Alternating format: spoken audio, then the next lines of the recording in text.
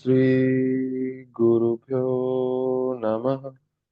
ओम सहना भवतु, सहनो भुनक्तु, सह वीर्यं करवावहै, तेजस्विनावधीतमस्तु मा विद्विषावहै। ओम शांति शांति शांति। तो पीपल डेवलपमेंट एनवायरनमेंट हम पढ़ रहे थे।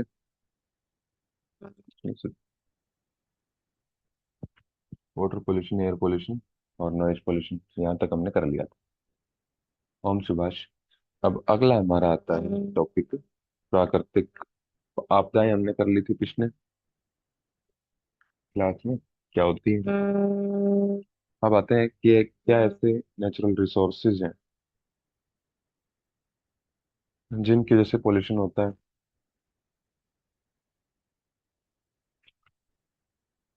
तो क्या होंगे ऐसे नेचुरल रिसोर्सेज कि ये यूनिट्स ना, जो भी प्रैक्टिकल यूनिट्स होते हैं, तो उसमें से आप कोई भी बुक उठा के देख लो, कितनी ही किताबें पढ़ लो, लेकिन जो इस तरह के क्वेश्चन आते हैं ना, वो करंट टॉपिक से आ जाते हैं। तो उसमें आपकी अपनी बुद्धि काम करती है ज्यादा, कि आप कैसे उस थॉट प्रोसेस को, उस क्वेश्चन को सोच पाते हैं उस। है तो ये रटने वाली यूनिट है ही नहीं। तो नेचुरल रिसोर्सेज को कौन से होंगे जो आपको नेचर से मिलते हैं, सिंपल है बस। ठीक है, इतनी भी अगर आप बात बोल पाते तो इतना सफिशिएंट था, प्रॉपर डेफिनेशन नहीं चाहिए होती है कभी भी। ठीक है, कि जो आपको एनवायरनमेंट से जो चीजें मिलती हैं, प्रकृति से जो चीजें मिलती हैं, जैसे पानी, हवा, मिट्टी, पेड़ पौधे, ये सारे क्या है, नेचुरल रिसोर्सेज हैं। आप क्या है, आप भी एक नेचुरल रिसोर्स है, प्रकृति की देन। ठीक है, तो natural resources are materials and components that can be found within the द एनवायरनमेंट। क्या क्या आ जाएगा इसमें?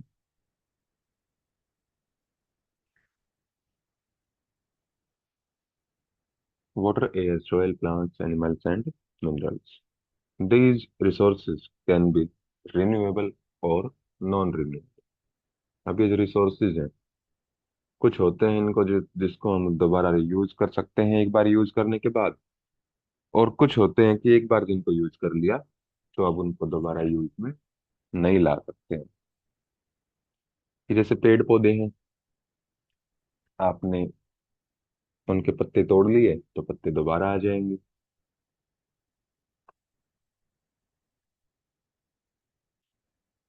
और जैसे प्लास्टिक है, प्लास्टिक आपने यूज कर लिया, टूट फूट हो गई उसमें, तो दोबारा से आप रद्दी वाले को बेच देते हैं। तो वहां से वो करता क्या है, देखना थोड़ी है उसको जाके, उसके आगे आगे उसका बिकता है यूज होने के लिए, तभी वो लेके जाता है आपसे। यानी कि ये भी क्या है, एक रिन्यूएबल सोर्स है। नॉन रिन्यूएबल में क्या आ जाएगा, कि जो भी आपका पानी है, ड्रिंकिंग वाटर है, तो ये एक नॉन रिन्यूएबल।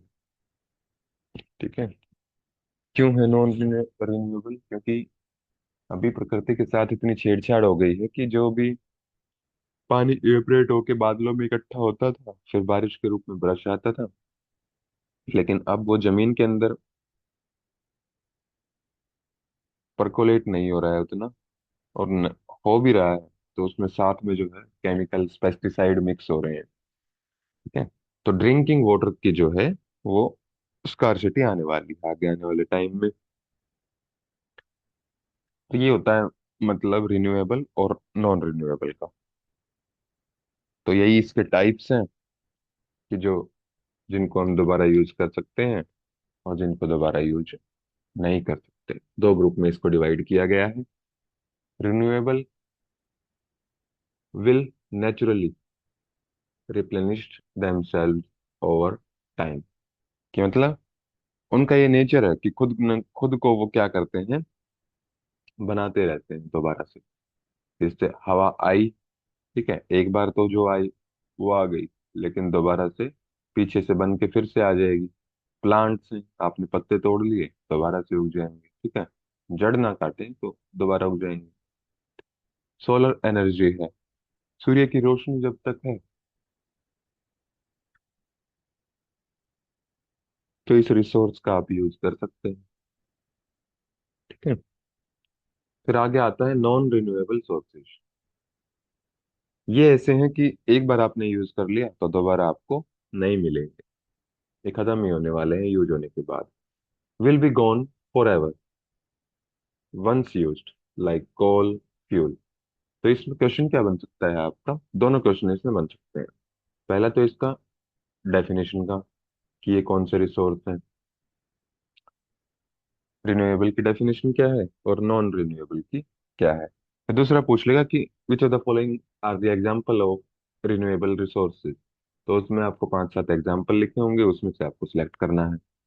तो जब तक यही नहीं पता होगा कि रिन्यूएबल रिसोर्सेज होते कौन से हैं, तो उस एग्जांपल का ध्यान नहीं आएगा, ठीक है। तो ये दोनों चीजें आप, और जब भी अगर इसके नोट्स बनाओ एक पेज पे लिखो कि रिन्यूएबल रिसोर्स क्या होंगे, अपनी लैंग्वेज में उसकी डेफिनेशन लिख लो, और जो भी आपको एग्जाम्पल ध्यान में आते हैं तो वो सब आप ऐड कर सकते हो अपने नोट्स।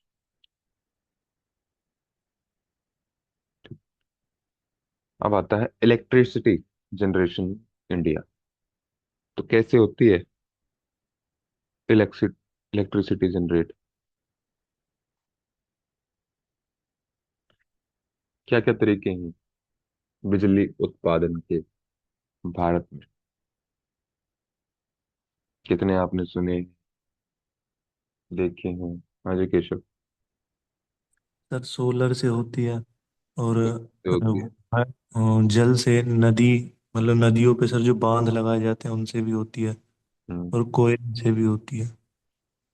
कोयले से, को, कोयले से आप बोल रहे नहीं, और सर एक वाइंड से होती है। हो। पवन चक्की, जो बड़ी बड़ी चक्कियां लगा देते हैं, ठीक है। तो यही है जो आपने बताए हैं। तो in India power is generated from conventional, पहला है थर्मल, न्यूक्लियर और हाइड्रो। थर्मल यानी कि हीट, हीट को जनरेट करके। न्यूक्लियर, जो न्यूक्लियर एनर्जी हम पढ़ के आए हैं पीछे। हाइड्रो, पानी का यूज करके, ठीक है। ये कन्वेंशनल तरीके हैं। और रिन्यूएबल सोर्सेज कौन से हो गए, हवा से जो जनरेट होती है, पवन चक्की लगा दी जाती है, सोलर एनर्जी और बायोमास। तो इनके माध्यम से जो है ये रिन्यूएबल रिसोर्सेज से इलेक्ट्रिसिटी जनरेट होती है। Major production is achieved through coal, a thermal power plant. मतलब आज भी क्या है, कोयले से ही ज्यादा उत्पादन बिजली का होता है। तो इसमें याद क्या करना है आप, पहले तो यही देखना है कि कन्वेंशनल तरीके कौन से हैं। फिर ये पूछेगा आपसे रिन्यूएबल सोर्सेज वाले जो मेथड्स हैं इलेक्ट्रिसिटी जनरेशन के, वो कौन से हैं, और मोस्ट कॉमन कौन सा है, या फिर मेजर प्रोडक्शन जिससे होती है वो कौन सा तरीका है। तो ये ध्यान रखना है, ये एक बार क्वेश्चन आ चुका है कि थर्मल वाला तरीका जो है, जिसमें आप कोयले का यूज करते हैं, वो सबसे ज्यादा यूज होता है, या फिर उससे ज्यादा, सबसे ज्यादा मात्रा में अभी भी बिजली का उत्पादन होता है। आप इस डायग्राम में भी देख सकते हैं कि सबसे ज्यादा परसेंटेज किसकी है, कोयले की। उसके बाद दूसरे नंबर पर इसमें रिन्यूएबल एनर्जी आती है। अगर कोयला आपके ऑप्शन में ना हो तो रिन्यूएबल एनर्जी आपको सिलेक्ट करना। तो ये हो गया आपका। अब इसमें एक एक करके हम डिस्कस करेंगे इसको। थर्मल, न्यूक्लियर और हाइड्रो, ये हम पीछे पढ़ के आ चुके हैं। तो अब हम करेंगे रिन्यूएबल सोर्सेज की बात। तो इसमें पहला आता है विंड एनर्जी। विंड एनर्जी का क्या मतलब है, कि जो हवा से एनर्जी आपको मिलती है। हवा से एनर्जी कैसे मिलती है, ऐसे कि हवा डायरेक्ट स्किन पे लगी और चार्ज हो गई, वायरलेस चार्जिंग ऐसे होती है। ऐसे नहीं होती है। हवा आएगी और इस बड़ी सी ब्लेड को घुमा देगी, और ये घूमते घूमते क्या करेगा फिर, एनर्जी को प्रोड्यूस करेगा। ठीक है? तो विंड पावर और विंड एनर्जी ये सबने देख ही रखी होगी आप सबने, पवन चक्की। Describe the process by which the wind is used through a windmill to generate mechanical power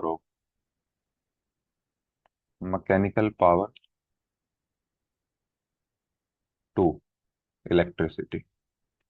ठीक है? मैकेनिकल पावर यानी कि जब कोई भी आप फिजिकल वर्क होता है, चाहे किसी मशीन का हो चाहे किसी इंसान का हो, तो उसमें मैकेनिकल पावर यूज होती है। ठीक है? और उसको आप इलेक्ट्रिसिटी में कन्वर्ट कर पा रहे हैं, वो किसकी मदद से, हवा की मदद से। तो ये विंड एनर्जी का कंसेप्ट है। ठीक है? कोई भी चीज चलती है तो वो आती है काइनेटिक एनर्जी में। ठीक है? मूव होती है, घूमती हो, चाहे वो अपना स्थान परिवर्तन करती हो, तो वो होती है काइनेटिक एनर्जी। ठीक है? फिर उससे आप घर में कोई भी काम कर पाते हैं, कोई भी मशीन रन कर पाते हैं, तो उसको हम बोलते हैं मैकेनिकल एनर्जी। ठीक है? तो wind turbine converts the kinetic energy in the wind into the mechanical power, जिससे आप मशीनें रन कर पाते हैं। ठीक है? और जो ऊपर लिखा था कि ये मैकेनिकल पावर को इलेक्ट्रिसिटी में कन्वर्ट करती है, वो अलग कंसेप्ट है, और ये अलग लाइन। ठीक है? ये है जब तक आपकी इलेक्ट्रिसिटी जनरेट नहीं हुई। जो ये पवन चक्की लगी हुई है, ये घूमेगी, तो मशीन है, ये रन होगी। इसके रन होने से इलेक्ट्रिसिटी जनरेट होगी। इस इलेक्ट्रिसिटी जब आपके घर पे आएगी, तो ये जो काइनेटिक एनर्जी थी हवा की, ये कन्वर्ट किस में होगी फिर, मशीन रन करवाने। ठीक है? तो ये इसमें आपको ध्यान रखनी है दो चीजें, कि काइनेटिक एनर्जी किस में चेंज होती है, विंड टर्बाइन किसको चेंज करेगी, मैकेनिकल पावर। फिर क्या होता है विंड मिल।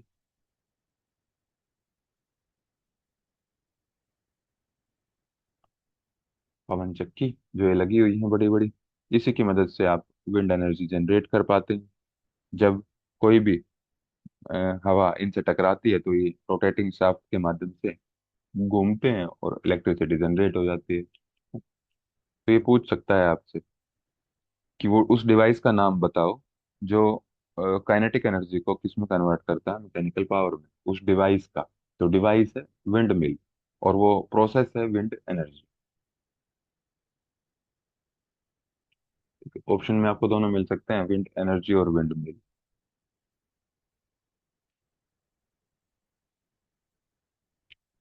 फिर अगला कंसेप्ट इसमें आता है ऑफ शोर विंड पावर। ऑफ शोर का मतलब होता है, शोर का मतलब होता है किनारा, और ऑफ शोर का मतलब क्या होता है, किसका किनारा, समुद्र का किनारा। ठीक है? जब समुद्र का किनारे पे तेज हवाएं चलती हैं, तो वहां पर जो हम हवा की हेल्प लेके इलेक्ट्रिसिटी जनरेट करते हैं, तो उसको ऑफशोर विंड पावर बोलते हैं। वहां पर भी प्लांट लगे होते हैं। ऑफशोर विंड पावर और offshore wind energy is the generation of electricity through wind farm in bodies of water, usually at sea. कि जब भी हम बात करेंगे समुद्र, समुद्र में भी आपने देखा होगा कि बड़ी बड़ी लगी होती है टरबाइन। तो जब भी, या तो तेज हवाएं चलती हैं क्योंकि समुद्र पे चलती ही हैं, और जब तेज हवाएं चलती हैं तो वेव जाती है समुद्र में। तो कुछ तो हवा की मदद से और कुछ वेव्स की मदद मदद से क्या होती है, वो टरबाइन रोटेट होती है।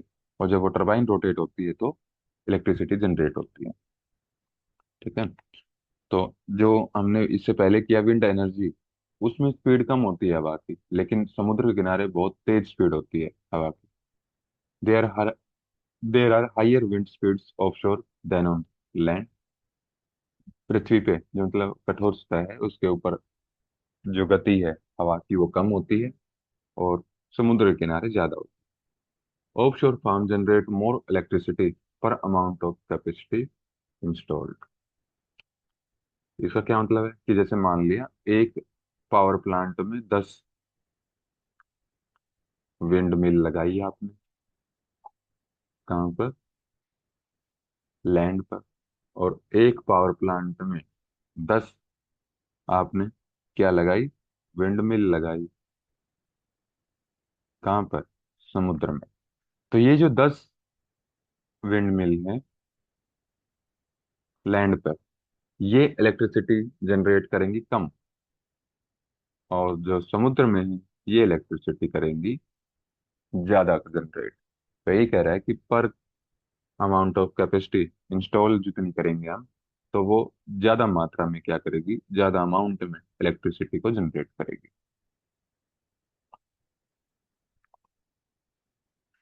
तो ये है आपका ऑफशोर विंड पावर का कंसेप्ट। अब इसमें क्या होगा कि पानी अवेलेबल है ही साथ में। पीछे हमने किया था, जब न्यूक्लियर पावर प्लांट किया था, तो उसमें कूलेंट की आवश्यकता पड़ती थी। अब इतनी तेज हवा चलती, तो तेज गति से ही टरबाइन को रोटेट करवाएंगी। और मशीन जितनी तेज घूमती है तो उतनी जल्दी गर्म होती है।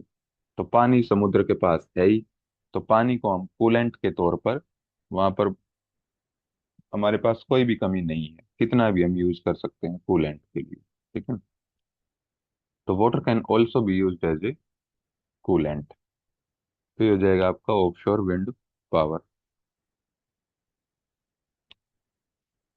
अब इसके बाद आता है कि रुकावट क्या है इस विंड एनर्जी को जनरेट करने में। फ्री की हवा है, रिन्यूएबल सोर्स है, तो क्यों नहीं हम सब जगह ये लगा देते, जिससे कि कोयले का कंबस्शन कम हो जाए, क्योंकि आज भी हम कोयले पे डिपेंड इलेक्ट्रिसिटी को जनरेट करने के लिए। और ना हमें बांध बनाने की जरूरत पड़े नदियों के ऊपर, क्योंकि इसमें खर्चा इतना आता है। ठीक है। तो सिंपल सा अपना पवन चक्की लगाई और टरबाइन घुमाई और बिजली बना ली। तो ऐसा क्यों नहीं कर लेते हैं?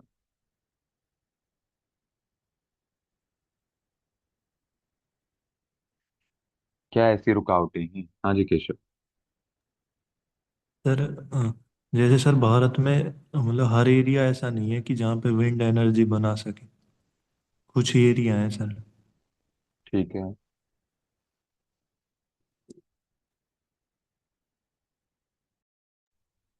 हाँ जी सौरभ।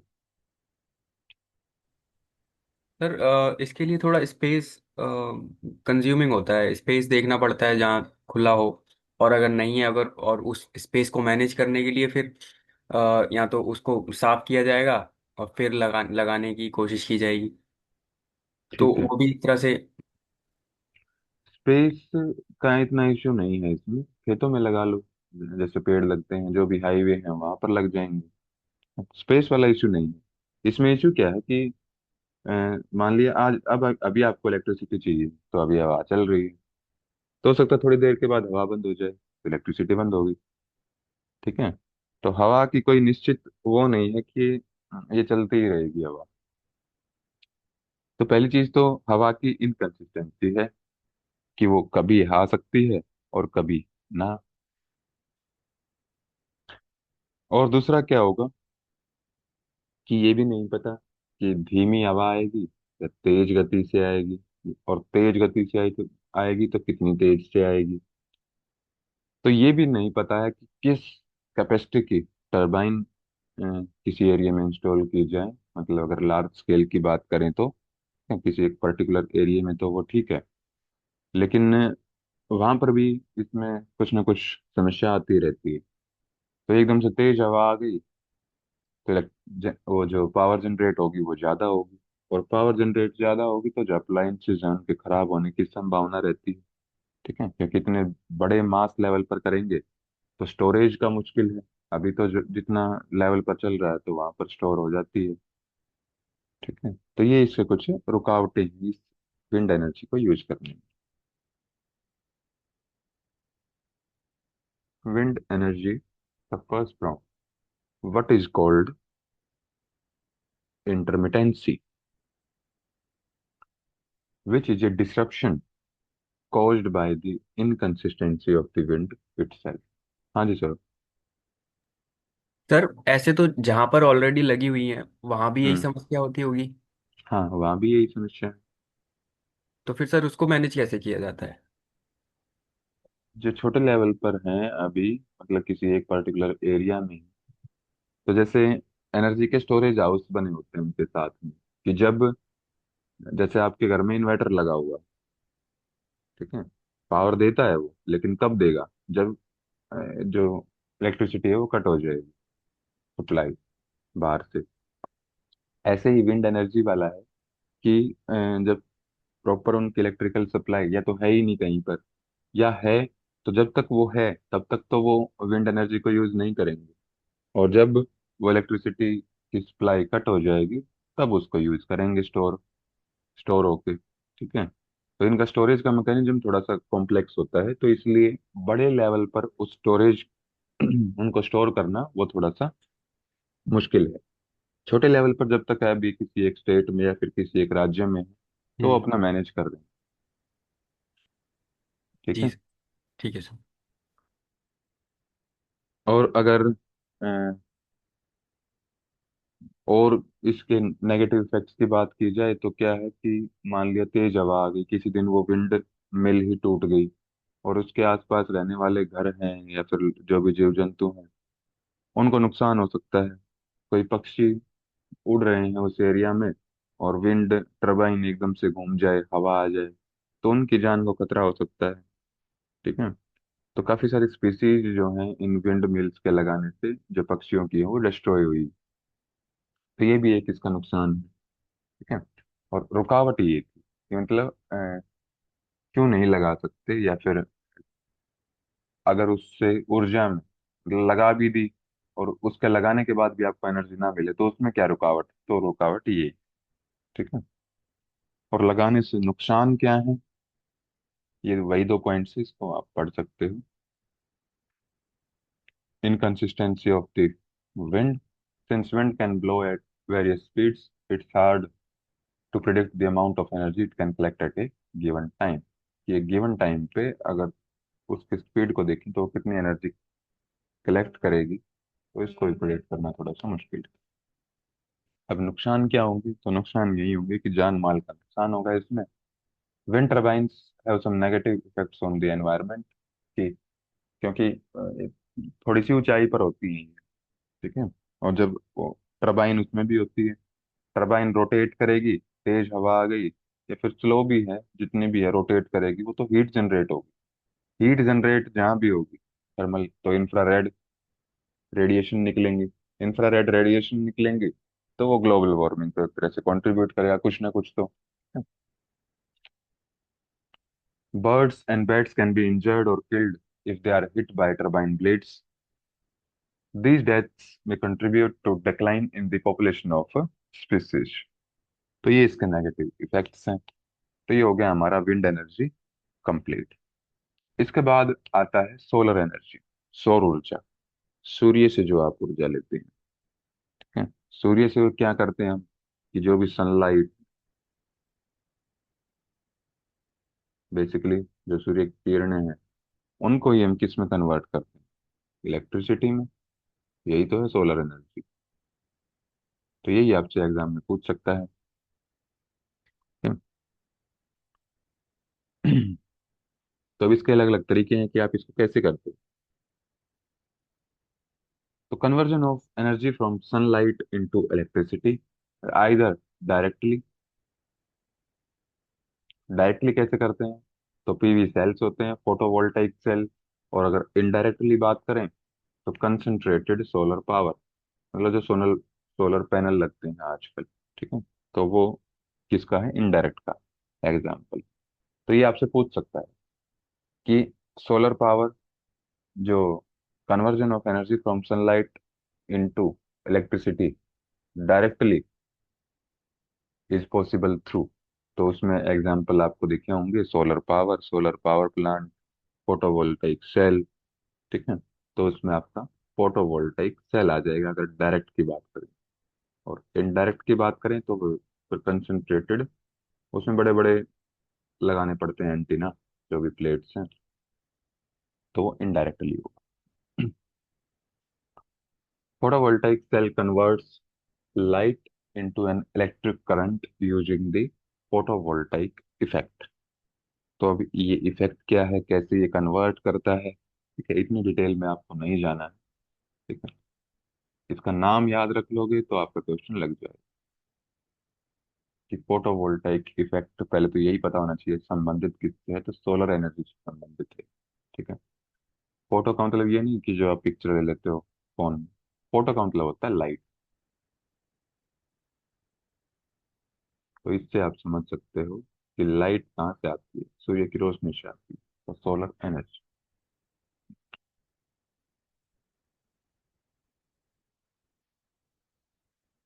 तो इस तरह के लगे होते हैं। ठीक है, ये एक इसका पूरा मैकेनिज्म, सोलर एनर्जी कैसे बनती है।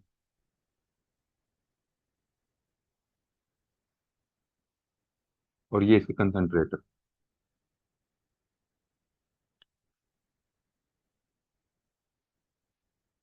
कंसंट्रेटर का मतलब क्या होता है कि जो चीज बिखरी हुई हो उसको एक जगह इकट्ठा कर देंगे, कि जो भी सूर्य की किरणें यहाँ पर आएंगी,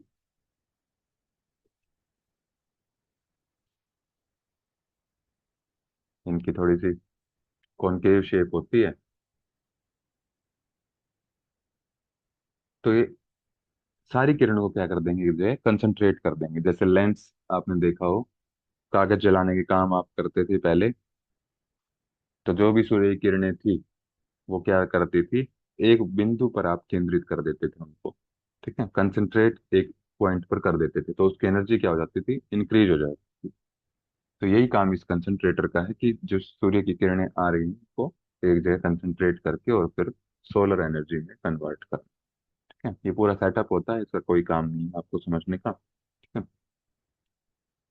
सोलर एनर्जी थ्रू फोटोवोल्टाइक, यानी कि डायरेक्टली जब हम कन्वर्ट करते हैं तो कैसे होती है वो। तो पहले आते हैं इसमें solar panel. A solar panel is a device that converts sunlight into electricity by using photovoltaic cells। ठीक है, तो यही हम पढ़ रहे हैं बार बार, सोलर एनर्जी में यही चलेगा कि सनलाइट को आपको इलेक्ट्रिसिटी में कन्वर्ट करना है। PV cells are made of materials. तो ये पूछ सकते हैं कि पीवी सेल किसके बने होते हैं, तो प्राथमिक तौर पर ये सिलिकॉन के बने। टेक्नोलॉजी बदलती रहती है, नई चीजें आती रहती हैं, लेकिन जो एग्जाम से मैं आपसे पूछेगा वो सिलिकॉन ही पूछेगा। That generate electrons when exposed to light. जब जब भी इनके ऊपर लाइट गिरती है इन सेल्स के ऊपर, तो इनमें से क्या जनरेट होते हैं, इलेक्ट्रॉन्स जनरेट होते हैं। और जब भी इलेक्ट्रॉन जनरेट होंगे तो क्या, किस में कन्वर्ट कर देंगे, वो एनर्जी। जब भी घूमने लग जाते हैं, जब तक वो स्थिर हैं अपनी जगह पर, तो एनर्जी जनरेट नहीं है। और जैसे ही वो घूमने लग जाएंगे इलेक्ट्रॉन्स, तो वो एनर्जी जनरेट हो जाएगी। The black absorber plate of solar cell radiate infrared radiation. ये हम पीछे भी पढ़ के आए हैं ग्रीन हाउस गैसेज में, ग्रीन हाउस इफेक्ट में। क्योंकि ये अल्टीमेटली सनलाइट से मिलेगा क्या, हीट मिलेगी।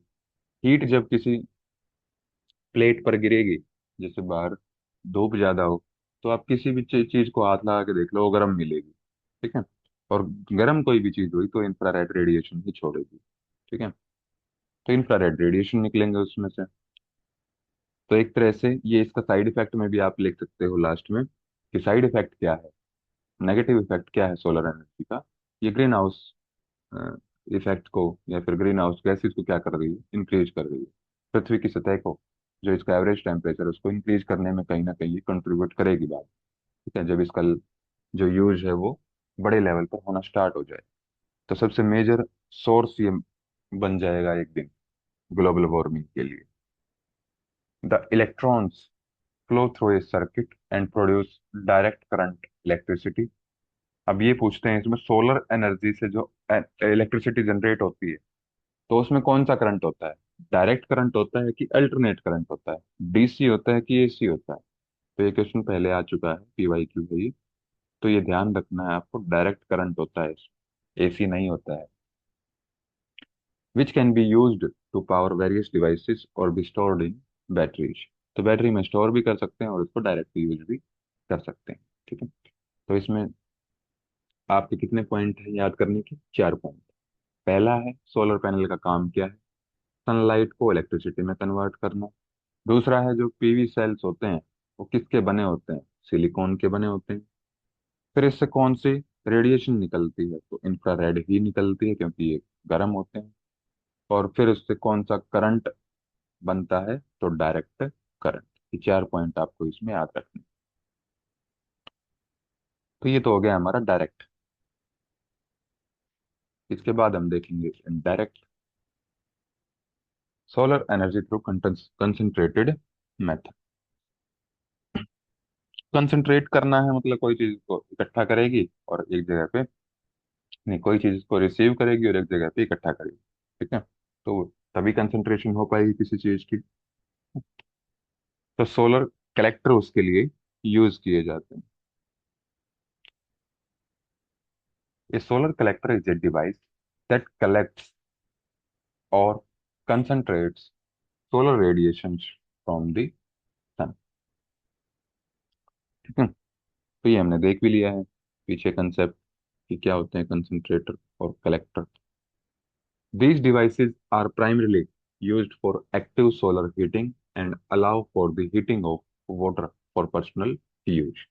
ठीक है, कि जो भी कंसंट्रेटर होंगे वो मैंने आपको दिखा भी दिया था इमेज में, कि किसी एक बिंदु पर वो ऊर्जा को क्या करेंगे, केंद्रित करेंगे। यानी कि उसकी पावर को क्या करेंगे, इंक्रीज करेंगे। कि बहुत सारी रेज थी, ठीक है, तो इतनी सारी मान लिया रेज थी, अलग अलग में आपको कुछ भी नहीं हो रहा है। या फिर यहाँ कागज रखा था कोई, इस कागज के ऊपर कुछ भी नहीं हुआ, सिंपल ये थोड़ा बहुत गर्म हो गया और कुछ भी नहीं हुआ इस कागज को। लेकिन जैसे ही मैंने यहाँ बीच में लेंस रख दिया, तो इस लेंस ने क्या किया, इन सारी किरणों को इकट्ठा कर दिया। ठीक है, और एक बिंदु पर लाकर केंद्रित कर दिया। तो इतनी जो रेज थी, इतनी जो किरणें थी सूर्य की, उनकी पावर कितनी कहाँ पर आ गई, एक किरण में आ गई। तो यानी कि इसकी एनर्जी क्या हो गई, इंक्रीज हो गई। तो जब भी एनर्जी इंक्रीज होगी तो हीट ज्यादा होगा कि कम होगा, गर्मी ज्यादा होगी कि कम होगी? हाँ जी ज्योति। तो ज्यादा होगा। ज्यादा होगी। तो इसीलिए इन सोलर कलेक्टर का यूज किस में किया जाता है, जो पानी को गर्म करने के जैसे गीजर आते हैं, सोलर हीटर आते हैं, तो उनमें इनका यूज किया जाता है। ठीक है, तो ये ध्यान रख दीजिए आप, सोलर हीटिंग, यही एक पॉइंट इसमें याद रखना है सोलर कलेक्टर में।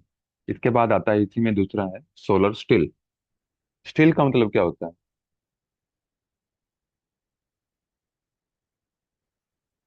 बस वर्ड का मतलब पूछ रहा हूँ मैं, यहाँ पूछ भूल जाओ कि किस कॉन्टेक्स्ट में लिखा है या फिर क्या है इसका काम। हाँ जी ज्योति। स्टिल मतलब कितनी देर तक, कितनी देर तक? कितनी देर तक स्थिर। स्थिर। मतलब स्थिर रहना जी। स्थिर, ठीक है।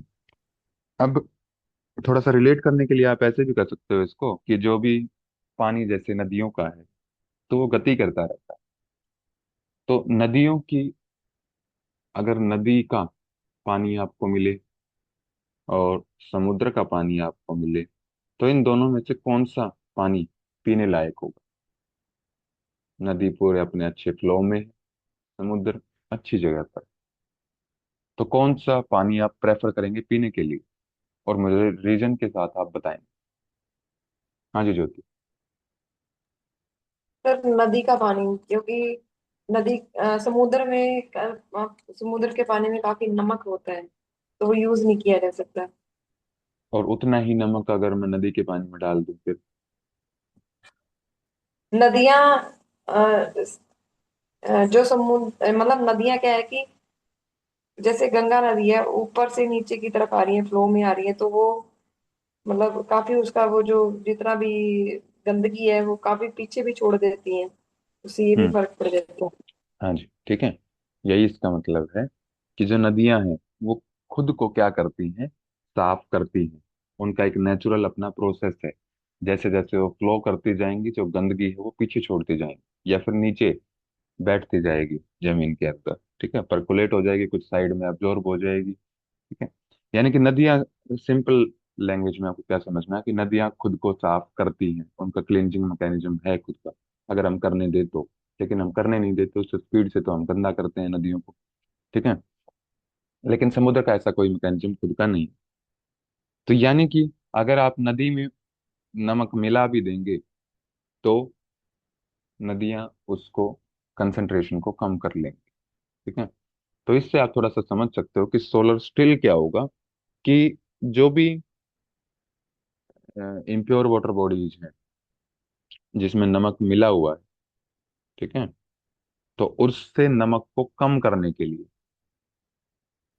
इस सोलर स्टिल का यूज किया जाता है, ठीक है। कहानी से समझ में आया हो तो ठीक है, नहीं तो रट्टा मार लेना। Solar still is a device to desalinate, desalinate का मतलब नमक को अलग करना, इम्प्योर वाटर, जो भी इम्प्योर वाटर में नमक घुला हुआ है, लाइक ब्रैकिश और सलाइन वाटर, इससे नमक को अलग करने के लिए जिस मेथड का यूज किया जाता है, या फिर जो डिवाइस यूज किया जाता है जिसमें सोलर एनर्जी का यूज होता है कंसंट्रेटेड मेथड के माध्यम से, उसको हम बोलते हैं सोलर स्टिल, ठीक है। तो सिंपल डिवाइस होती है, इसके आप जेब में भी ले के घूम सकते हो। तो इससे आपको क्या मिल जाएगा, ड्रिंकिंग वाटर मिल जाएगा, डिस्टिल्ड वाटर, प्योरिफाइड वाटर मिल जाएगा। और यूज क्या करेगी इसमें, फ्यूल क्या यूज करती है ये सोलर स्टिल का, मुझे फ्यूल बताइए क्या है। ईंधन।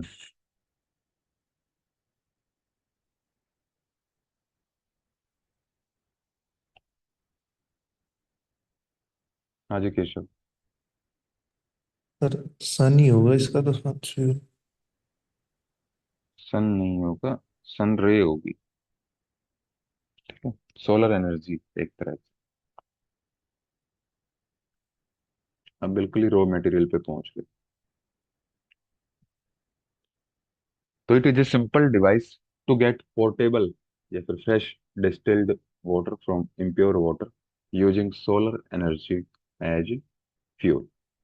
तो सोलर एनर्जी इसका फ्यूल है for its various application in domestic, industrial and academic sectors. तो ये आपका सोलर स्टिल है। इसके बाद आता है टाइप्स ऑफ सोलर सेल्स। तो एक टाइप का हमने कर लिया है, फोटोवोल्टाइक सेल। काम क्या होता है फोटोवोल्टाइक सेल का, क्या करता है ये, अभी पढ़ के आए हैं पीछे। हाँ जी ज्योति। सर ये कन्वर्ट करता है उसको, सोलर एनर्जी को इलेक्ट्रिसिटी में, डीसी, डायरेक्ट ठीक है, करंट। सनलाइट को इलेक्ट्रिसिटी में कन्वर्ट, ठीक है। तो यही है, ठीक है, यही इसमें से क्वेश्चन बनता है कि इसका क्या काम है फोटोवोल्टाइक सेल का। फिर क्रिस्टलाइन सिलिकॉन है, ये भी हमने पढ़ लिया कि फोटोवोल्टाइक सेल किसके बने होते हैं, सिलिकॉन के ही प्राइमरीली बने होते हैं। They are also made of inexpensive amorphous silicon which is like ordinary glass and has no crystal properties। कुछ नहीं है ये point. Photo electrochemical cells differ from traditional photovoltaics. तो जो फोटोवोल्टाइक सेल थे उसमें इसने इलेक्ट्रोकेमिकल और ऐड कर दिया, तो वो थोड़े से एडवांस हो गए, यानी कि नई टेक्नोलॉजी आई पीवी से। तो ये आ गया पीईसी सेल्स। तो थोड़े से डिफर तो होंगे ही होंगे। The electrical potential generated from the photoelectric effect is directly converted to chemical energy, eliminating the need for battery storage। तो इसमें क्या होता है फोटोवोल्टाइक में बेसिकली और फोटो इलेक्ट्रोकेमिकल में डिफरेंस क्या है, कि जो फोटोवोल्टाइक सेल है ये डायरेक्ट क्या करते हैं, डायरेक्ट ही, हर बार वर्ड यूज कर रहे हैं हम फोटोवोल्टाइक का जब भी प्रयोग करते हैं नाम का, कि सनलाइट को ये डायरेक्ट इलेक्ट्रिसिटी में कन्वर्ट कर देते हैं, ठीक है। स्टोरेज वोरेज का कोई मैकेनिज्म नहीं। लेकिन जो फोटो इलेक्ट्रोकेमिकल सेल्स हैं ये क्या काम करते हैं, कि जो भी ये सनलाइट है इसको किस में कन्वर्ट करते हैं ये, केमिकल वर्ड यूज हुआ है। केमिकल एनर्जी में कन्वर्ट कर देंगे, और उस केमिकल एनर्जी में कन्वर्ट करने के बाद, जैसे आपकी इन्वर्टर की बैटरीज रखी हुई तो उसमें केमिकल होता है, तो उस केमिकल में ही एनर्जी स्टोर होती है, वो जो भी इन्वर्टर चार्ज होता है। फिर जब वो इलेक्ट्रिसिटी कट हो जाती है तो उस केमिकल एनर्जी फिर किस में कन्वर्ट होती है, इलेक्ट्रिकल एनर्जी में। ठीक है। यही काम होता है उसका, इन्वर्टर का। जो छोटी सी एक मशीन रखी होती है उन बैटरीज के साथ में, कि जो केमिकल एनर्जी को किस में कन्वर्ट करती है, फिर इलेक्ट्रिकल एनर्जी में। ठीक है। तो ये फोटो इलेक्ट्रोकेमिकल सेल्स उसमें यूज हो। तो ये थे टाइप्स ऑफ सोलर सेल्स।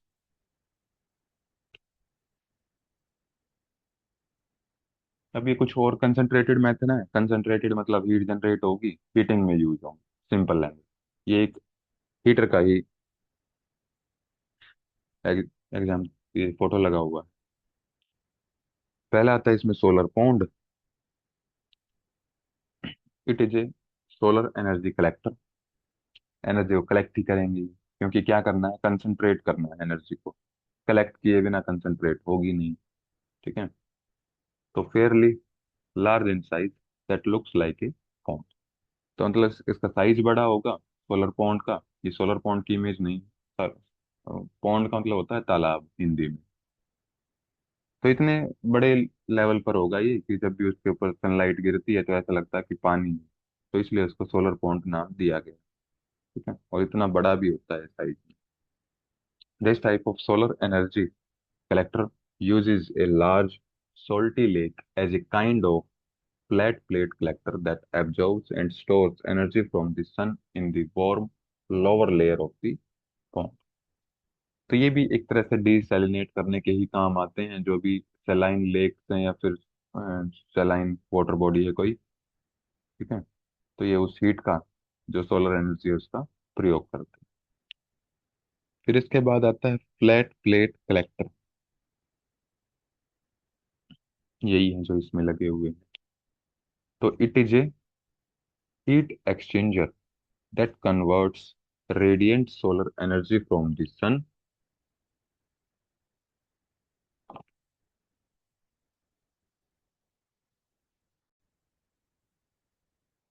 तो किसमें कन्वर्ट करेगा, रेडिएंट सोलर एनर्जी जो सन से मिलती है उसको हीट एनर्जी में। हीटर बेसिकली ये होते हैं।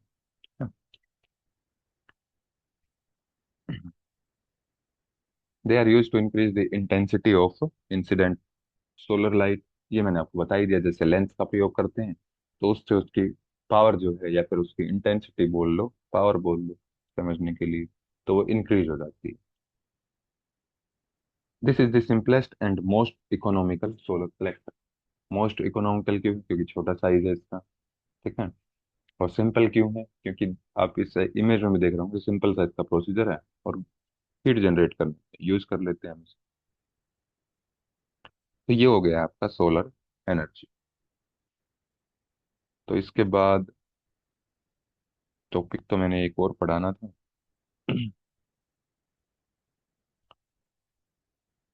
लेकिन टाइम हो गया है, तो हम इतना ही रखेंगे, क्योंकि इम्पोर्टेंट वो टॉपिक है। जून 2025 में ही उसके ऊपर एक पीवाईक्यू भी पूछा गया है।